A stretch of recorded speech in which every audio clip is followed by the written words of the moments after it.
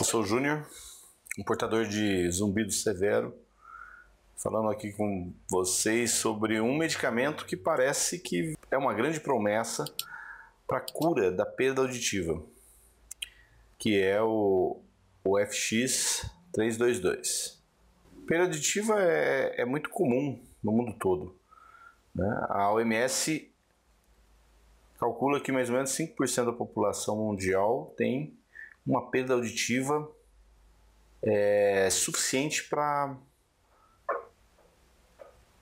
prejudicar o dia a dia da pessoa, para impedir que ela tenha uma vida, vamos dizer assim, normal, né? Isso é quase 500 milhões no mundo todo.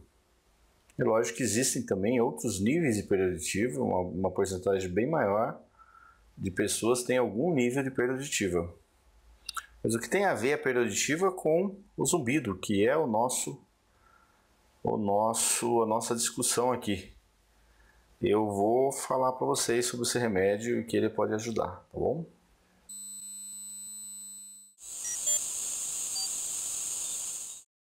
Bom, a perda auditiva relacionada ao zumbido é a seguinte: quando você tem perda auditiva, o seu centro nervoso auditivo, o seu nervo auditivo e o seu sistema nervoso produzem um som como se fosse uma busca dos sons faltantes, né? Então ele tenta amplificar essa busca, então ele fica essa estrutura nervosa causa uma excitação interna que a gente percebe como zumbido.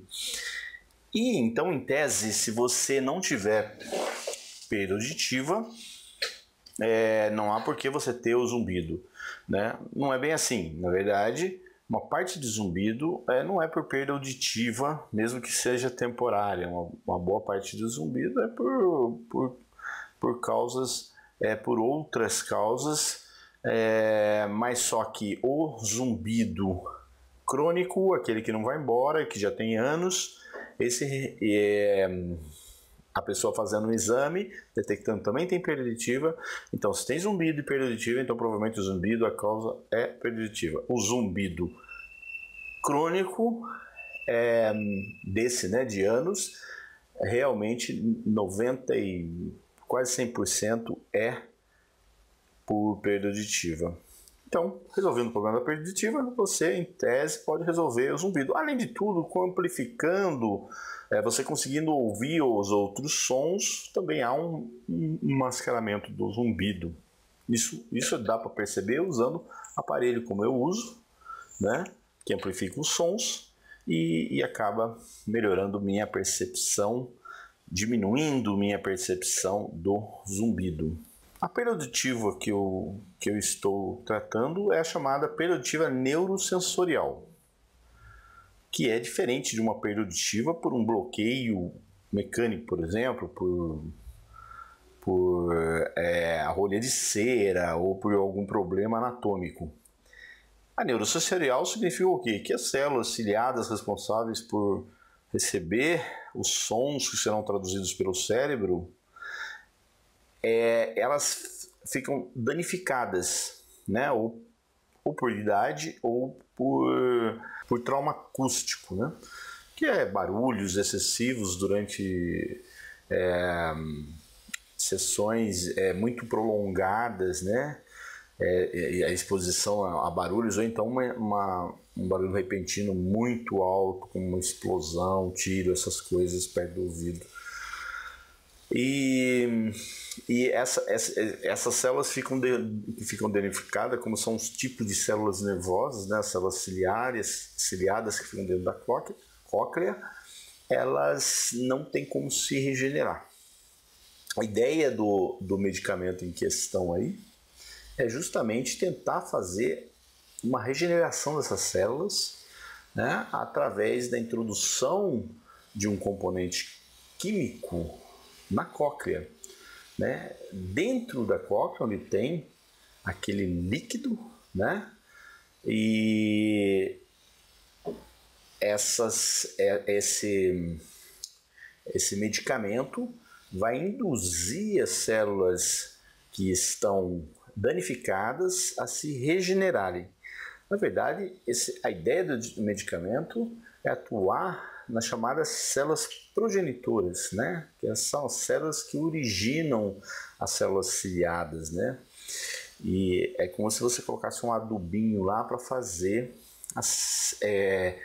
crescer novas células ciliadas no lugar daquelas que foram danificadas.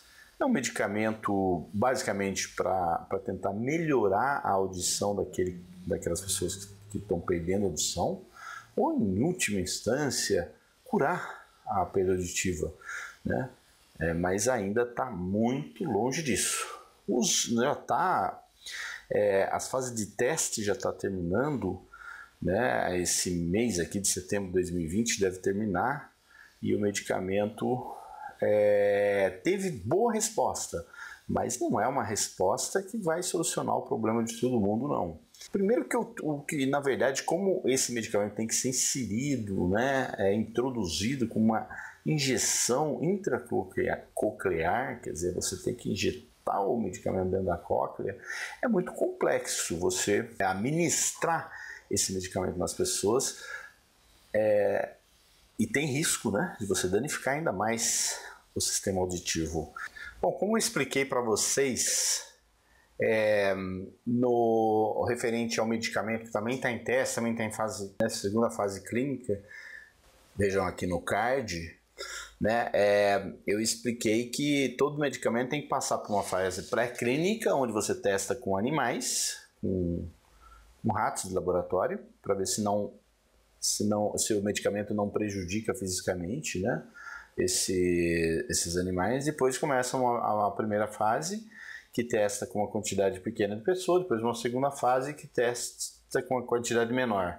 A primeira fase testa com algumas dezenas de pessoas, e também nessa fase é verificado se há se o medicamento causa algum problema de ordem orgânica, física, e passando aí, faz-se essa segunda fase, que é o chamado fase do duplo cego, ou seja, pegam aproximadamente 100 pessoas que têm problema de perda neurosensorial, né? Problema que o audiograma detecta como perda sensorial em várias frequências, pessoas que já sentem dificuldade até muitas vezes de interpretar palavras numa conversa, e aí testa em metade, tipo 50 pessoas,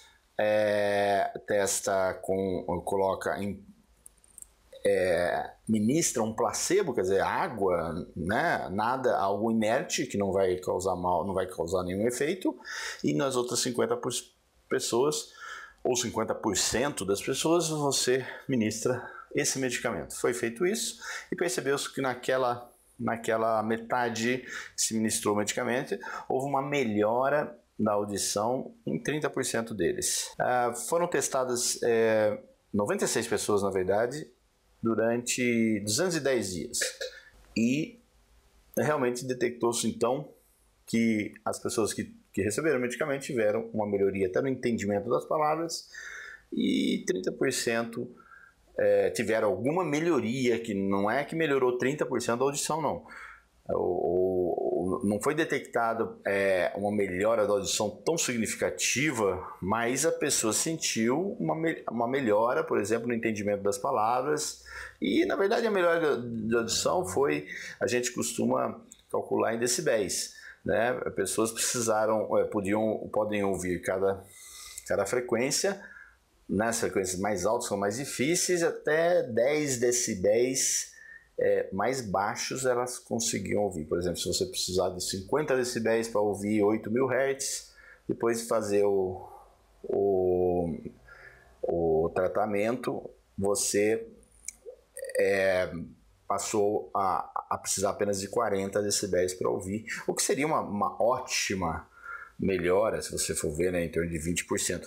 Em 8.000 Hz, eu preciso de 70 a 80 decibéis para conseguir ouvir o estímulo. Aí abaixaria para em torno de 60, 70 decibéis. Então é um medicamento que que é um pouco promissor, mas não vai ser a panaceia, aquilo que vai resolver o problema auditivo. Hoje, né, nós temos uma solução muito melhor, que são os aparelhos auditivos, né, como eu vou dizer para vocês. E para o zumbido em si, né, os aparelhos auditivos também ajudam, mas o que eu tenho falado e repetido aqui, ou melhor mesmo, é a terapia da habituação, que eu falo aqui nesse card que vocês podem ver aqui em cima. Pode clicar aqui. Então é isso que eu tenho que falar. A empresa que está envolvida nessa experiência no desenvolvimento e testes desse medicamento, o FX322, é uma empresa de biotecnologia, né, de tecnologia, uma empresa química chamada Frequency Therapeutics. Assim como tem outra empresa produzindo o outro 313 que eu já apresentei aqui para vocês. Mas é isso, gente. A gente continua batalhando, né? A ciência continua batalhando para a melhora em todos os sentidos biológicos do ser humano, para que ele possa viver mais e mais saudável. Mas algumas coisas são realmente a passos muito lentos. E com isso, eu não acredito que seja a melhor coisa a gente ficar esperando o medicamento sem tomar uma atitude agora. Eu acho que a atitude que a gente pode tomar é realmente procurar entender o seu zumbido e procurar usar os recursos que nós temos disponíveis hoje. Se você tem condição de ter um aparelho auditivo, ou procurar o SUS para ter esse aparelho, ou então você também, ou então não, né? Também você procurar a terapia da habituação, que para zumbido eu acho que é a melhor coisa. Principalmente para quem não tem uma perda auditiva muito grande, para quem não tem problema de interpretar palavras, para quem não tem problema de audição efetivamente, apesar de ter uma perda auditiva reconhecida nos exames, o que faz realmente a gente chegar à conclusão que o zumbido é pela perda auditiva, então é um zumbido crônico que não vai embora. Então o melhor é a gente não ficar esperando, porque de repente a cura pode demorar e você passou muito tempo sofrendo sem necessidade, vamos dizer assim. Então a gente busca essas soluções, e principalmente a terapia da habituação, que eu falo muito. Tá ok, gente? Eu quero pedir para vocês se inscreverem no canal e apertar o sininho para receber essas informações. Meu canal não tem uma audiência muito grande, mas a gente pode tentar espalhar mais para o interesse das pessoas que sofrem como a gente. O meu objetivo único é esse. É tentar ajudar as pessoas, porque eu sei o sofrimento no começo principalmente é muito grande, e eu acho que a gente tendo um mecanismo como o YouTube para ajudar, eu fico muito contente quando alguém fala: olha, você me ajudou a pensar sobre isso, e então vamos ver se a gente consegue espalhar para as pessoas. Então você se inscrevendo apenas e recebendo as mensagens e assistindo o vídeo não vai ajudar tanto a espalhar. Só vai ajudar mais se você colocar um like ou mesmo até um dislike. Você tem que mostrar o que você sentiu, né, sobre o vídeo, para que o YouTube indique para outras pessoas que precisam como a gente. Tá bom, gente? Então, eu quero deixar aqui um abraço a todo mundo, e eu vou estudar outras soluções aí para o nosso problema. Bom, então até a próxima.